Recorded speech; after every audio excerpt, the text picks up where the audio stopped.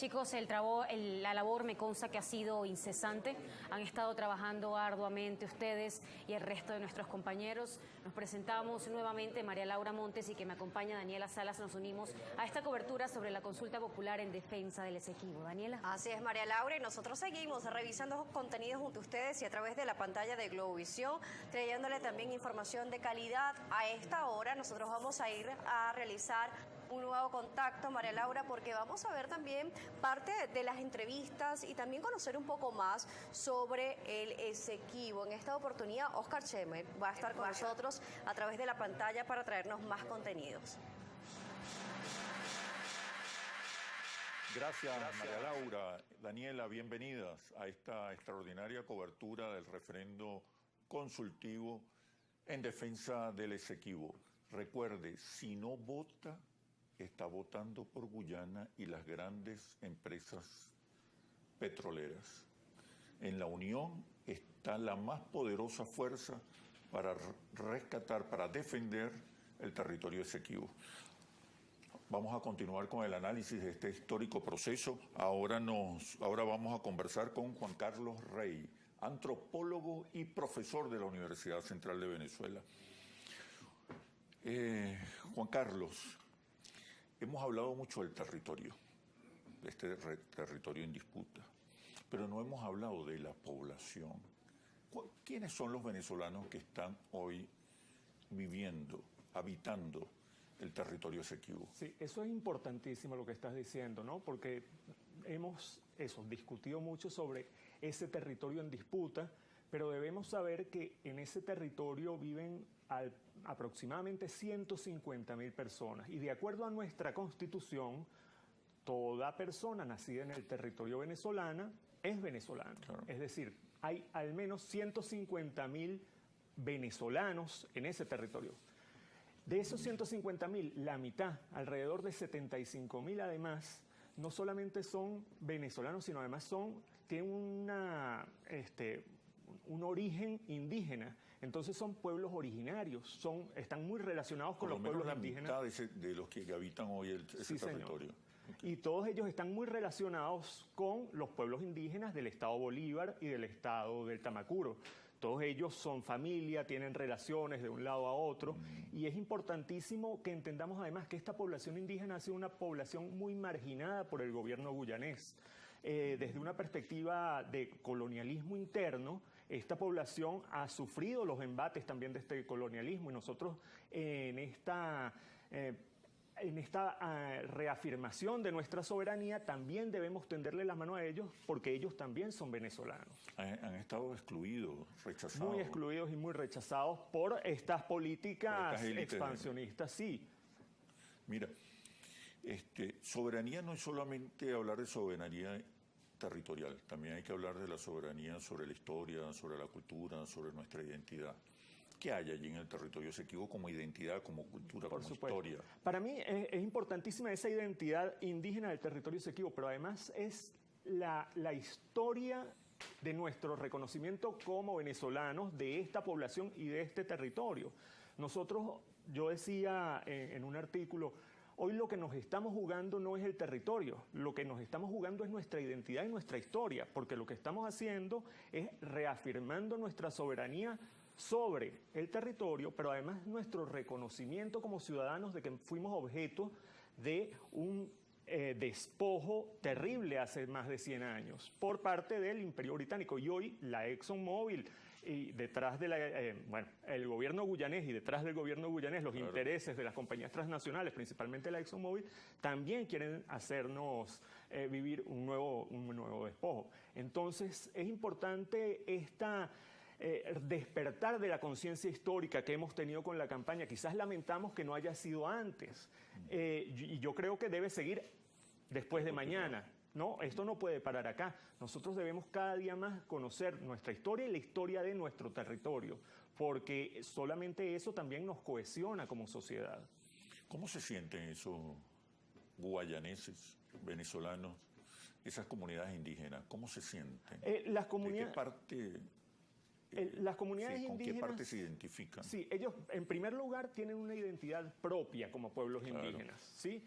Ahora, ha habido mucha más afinidad histórica de estos pueblos indígenas con Venezuela y con el Estado venezolano por también la manera en que nos hemos relacionado con ellos, aunque ha habido un abandono en los últimos años, o quizás no un abandono, no ha habido tanta atención en los últimos años, pero frente a las dinámicas que ha establecido el gobierno guyanés históricamente, no solo en los últimos 100 años, también desde la expansión británica hace 200 años, desde prácticamente el momento de nuestra independencia en Venezuela, que comenzó la expansión británica en ese territorio, las poblaciones indígenas han sido totalmente marginadas y maltratadas. Quizás, especulando, no tengo información, pero quizás estos grupos indígenas, estas comunidades indígenas, se sientan más indígenas que guyaneses o venezolanos. Sí. ¿Cómo trabajar estos temas de la identidad, de la cultura, de la historia con estos grupos y incorporarlos a tu soberanía? En primer lugar, hay un acompañamiento que se debe brindar. Sin embargo, en Venezuela, nuestra experiencia es que los indígenas venezolanos son indígenas, obviamente, de los diferentes pueblos indígenas, pero tienen una noción de identidad nacional muy arraigada. De hecho, debemos considerar que son los pueblos indígenas quienes han ocupado la mayoría de las fronteras de nuestro territorio, e incluso esta frontera en el territorio guyanés. Y han sido ellos quienes han resistido la penetración desde otros intereses, sobre todo en el caso de la Guayana Esequiba, de los intereses británicos o guyaneses, pero eso también ha ocurrido en las fronteras con Brasil o en las fronteras con Colombia. Nuestros pueblos indígenas han sido los primeros custodios y garantes de nuestra soberanía. Entonces, esto es importante tenerlo. Un muro de contención frente a la implantación de un régimen ajeno a su cultura, a su historia. Y además hay que tener claro también que no ha sido un muro de contención violenta, es un muro de contención social en función de esta identidad nacional. Y esto yo creo que es fundamental para que lo entendamos como nación, que en las fronteras comienza nuestra patria y no es lo que termina. Nuestra patria no termina en la frontera, comienza en la frontera. Claro. Y debemos brindarle muchísima más atención a toda la conformación de nuestro territorio, su historia y sus características actuales. Estas comunidades indígenas deben sentirse muy amenazadas con la presencia de las grandes transnacionales petroleras, ¿no? Sí, no, y de hecho, las comunidades indígenas han tenido históricamente procesos también de desplazamiento. Entonces, ahí hay un temor muy grande y yo creo que es nuestro deber tenderles la mano y dar confianza, porque también hemos eso, como decías al principio, hablado mucho del territorio y no de la población, de la atención, de la protección que debemos dar como ciudadanos venezolanos que son. De hecho, actualmente, sin embargo, yo pienso que hay un voto de confianza de las comunidades indígenas al Estado venezolano y es ese mismo llamado de la identidad.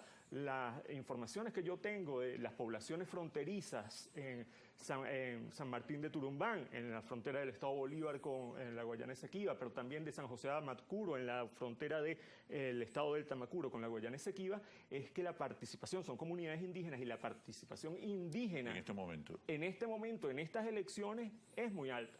Ya en algún momento podrán llegar las fotos y los reportes de esto, porque claro, son comunidades que están un poco al interior, pero realmente deberíamos generarnos las confianzas y los enlaces, la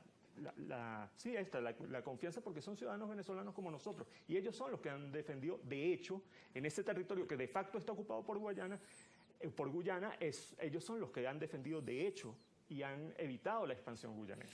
Diríamos que fundamentalmente estas comunidades indígenas se sienten más identificadas con Venezuela o han tenido históricamente más relaciones y culturalmente hay más afinidades con Venezuela que con Guyana. Sí, señor.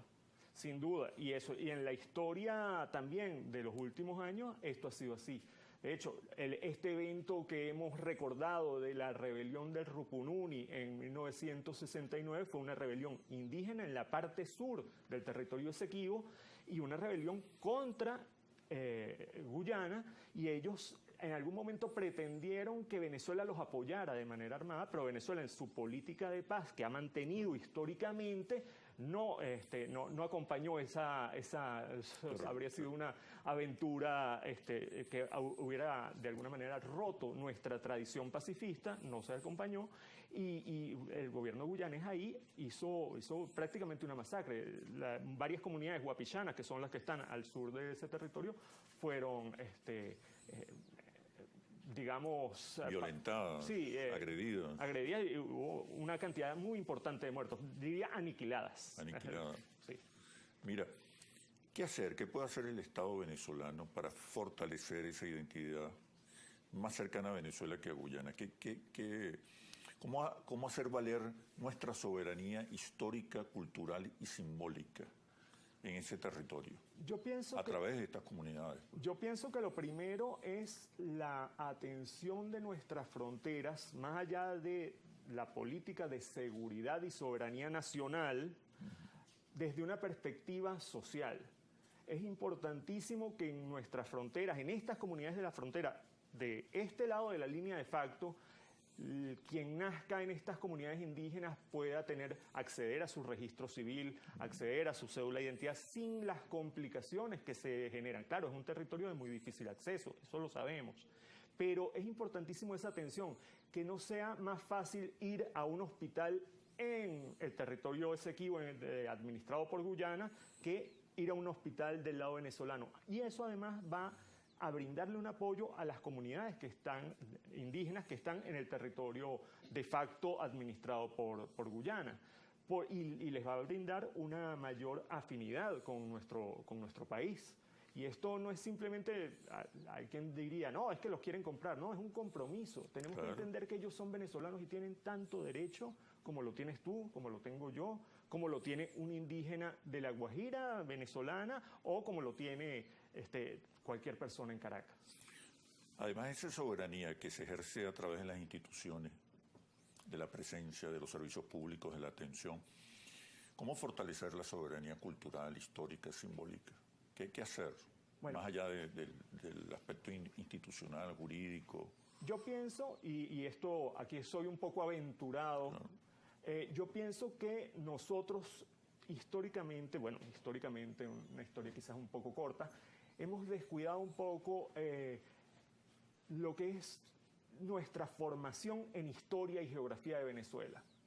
Uno ve hoy en día en las escuelas, los liceos, que las materias de historia, geografía, se han reducido en sus contenidos para darle prioridad a cosas que técnicamente entendemos que son muy útiles y que lo son, como la matemática, la química o la física. Y la historia la dejamos de un lado. Hoy nos damos cuenta que la historia es fundamental para cohesionar nuestra identidad nacional. Y esa historia debe incluir nuestra historia territorial y nuestra historia humana, nuestra historia social. Somos una nación multiétnica y pluricultural. Eso no puede ser simplemente un saludo a la bandera en el preámbulo de nuestra Constitución.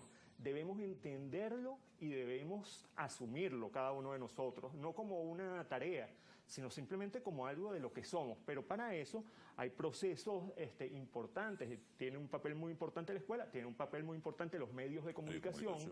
¿Sí? Las redes sociales, debemos generar contenido que tengan esta vocación porque la única manera de salir adelante como nación es salir juntos y debemos consolidar esa identidad común. No podemos pensar que los venezolanos somos un grupito de acá o somos los que estamos allá o solamente son los pueblos originarios, los pueblos indígenas. No, todos debemos generar identidad común, darnos cuenta de que estamos en el mismo barco. ¿Tú dirías que esa identidad cultural, simbólica, religiosa, histórica, esas comunidades sienten que están siendo amenazadas por la presencia de las transnacionales? ¿Y en qué manera se traduce esa confrontación? Yo no estaría tan seguro de que hubiera de que hay la conciencia de la amenaza. Hay que pensar también que las transnacionales tienen toda una teoría de mercadeo y de manipulación por detrás. Y de aniquilación, de exterminio cultural y simbólico, sobre todo. Pero que lo hacen de manera socavada. Muchas veces no lo hacen de frente. Entonces el temor, cuando se activa el temor, ya es cuando es tarde. Yo pienso que, por ejemplo, toda la línea y la política, que lamento que se haya manejado tan políticamente, las líneas que ha planteado el presidente Maduro con respecto a la descolonización, es fundamental. Y esto no es una cosa para apoyo al gobierno o en contra de la oposición. Es una línea de generar identidad, o para generar identidad nacional. Una identidad propia, una identidad que no tiene que ser anti-estadounidense o anti... No. pero sí una identidad con conciencia propia, darnos cuenta de que somos venezolanos y que tenemos una historia y una tradición sumamente rica. Debemos estudiar la historia de nuestras fronteras, estudiar la historia de nuestros pueblos indígenas, estudiar no solamente la historia de nuestra independencia, que es fundamental y es importantísimo, pero también la historia de nuestro conflictivo siglo XIX y darnos cuenta de que en el siglo XIX, mientras estábamos peleando, fue que aprovecharon las potencias extranjeras y nuestros vecinos para ir comiéndose nuestro territorio en nuestros conflictos o en base a nuestros conflictos, y mientras nosotros vamos distraídos sacando a este caudillo, venía la otra revolución, venía la otra. Pensando ahora en la soberanía cultural histórica, dime en 3 palabras, ¿en qué deben pensar los venezolanos? ¿Por qué hoy el voto es tan importante para proteger nuestra soberanía cultural histórica en el Esequibo? No, yo creo que nuestra historia está en juego con el voto, y yo invitaría a todo el mundo a votar hoy el día de hoy. Es nuestra historia. Ya la gente en Del Tamacuro, en toda esa zona vecina al Esequibo está votando. Sí, señor, está votando por masivamente. supuesto. Y a veces nosotros nos hacemos la idea de que no, porque en mi centro de votación yo vi una cosa. Venezuela es totalmente heterogénea, rica y diversa, y están pasando muchas cosas en todo el país. Yo creo que esa es el llamado y la invitación. Perfecto. Bueno, muchísimas gracias. Ojalá tengamos otra oportunidad para seguir conversando en otros espacios. Vamos a un momento con una información importante con María Laura y Daniela. Así agradecemos también este contacto nuevamente acá a nuestro estudio de prensa. Nosotros a esta hora también seguimos revisando justo ustedes